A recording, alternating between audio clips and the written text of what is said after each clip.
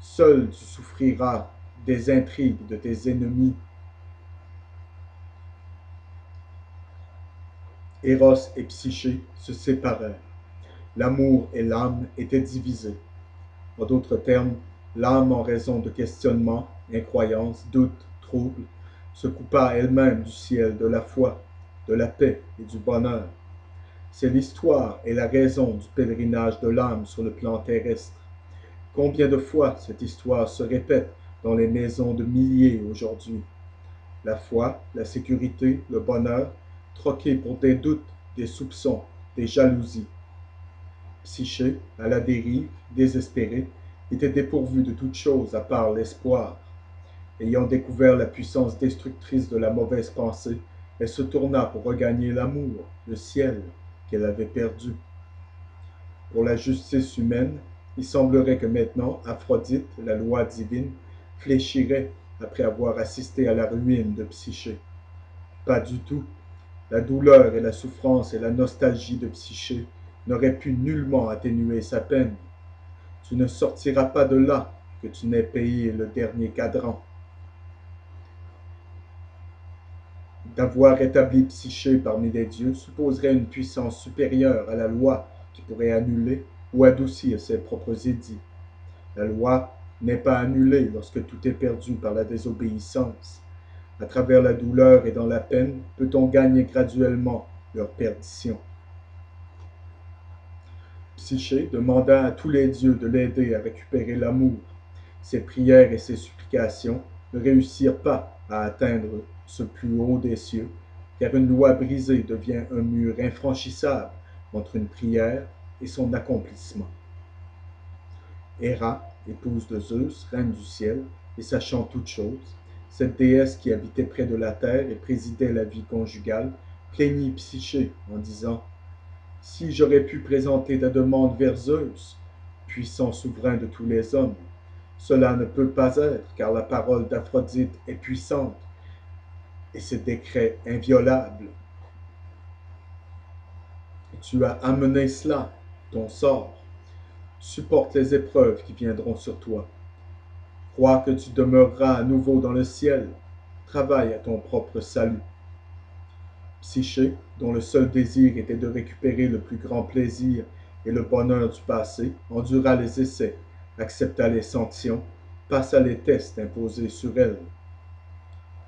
Comme la réalité de l'instruction devint évidente pour elle, que, pour l'âme sans amour, tout est vide et sans espoir, elle se tourna, comme à un ami, vers le dieu de la mort, ce monstre qu'elle avait le plus redouté, et le pria de l'amener au royaume d'Hadès. La performance de ce voyage était la pénitence extrême pour la désobéissance. Dans la volonté de souffrir la mort, dans la volonté d'être purgée de tout péché, elle entraîna sa libération. Elle avait payé le dernier cadran. Ayant ouï du voyage volontaire de Psyché pour qu'elle puisse retrouver l'amour, Eros vola à son secours, la libérant du sommeil stygian, la réveillant à la vie, et l'amour et la jeunesse. Ah, Psyché, tu as presque péri pour expier ma faute. Ne sais-tu pas que seuls les dieux peuvent passer et repasser la rivière Styx?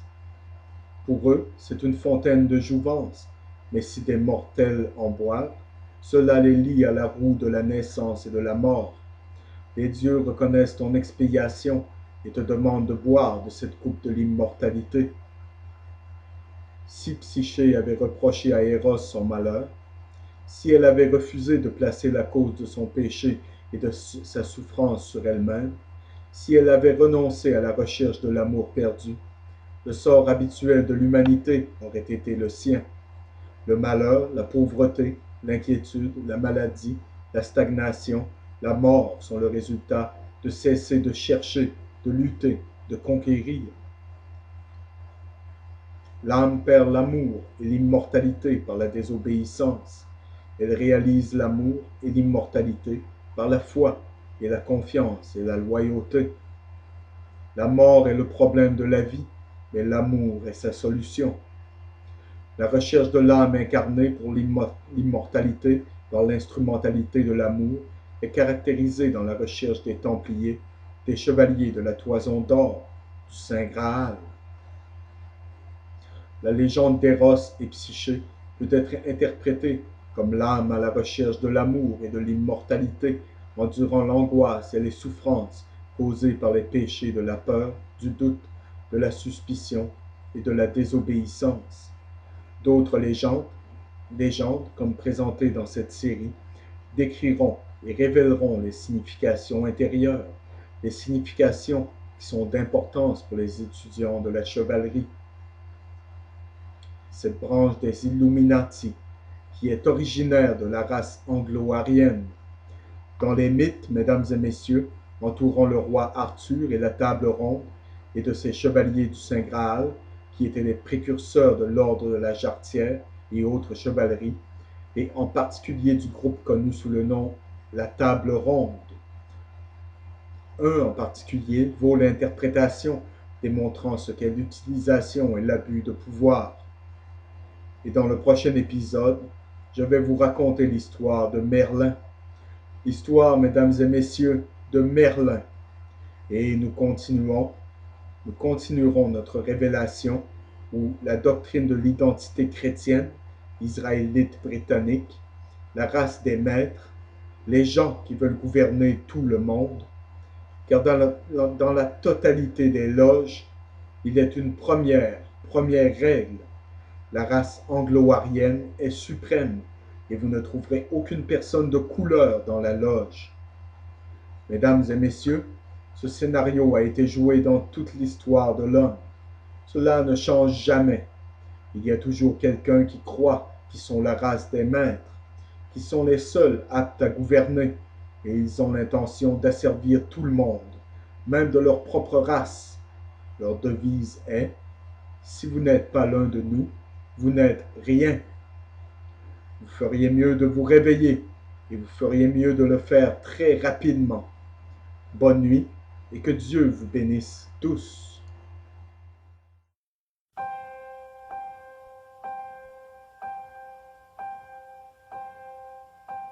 Some say love, it is a river that drowns the tender reed. Some say love, it is a razor that leaves your soul to bleed. Some say love, it is a hunger, an endless aching need. I say love, it is a flower, and you, it's only seed.